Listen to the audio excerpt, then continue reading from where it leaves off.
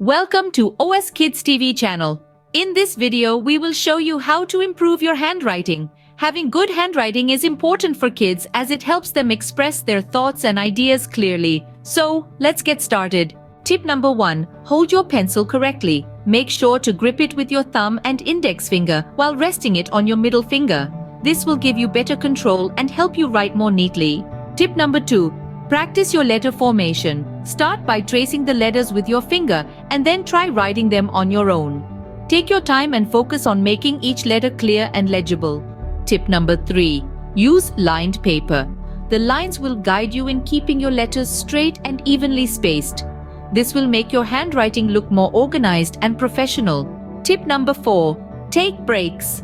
Writing for long periods of time can make your hand tired and affect your handwriting. So, remember to take short breaks to rest your hand and relax your muscles. Tip number 5. Be patient. Improving your handwriting takes time and practice. Don't get discouraged if it doesn't look perfect right away. Keep practicing and you will see progress. And that's it. By following these tips, you can improve your handwriting and make it look neat and beautiful. Don't forget to subscribe to OS KIDSTV channel for more educational videos.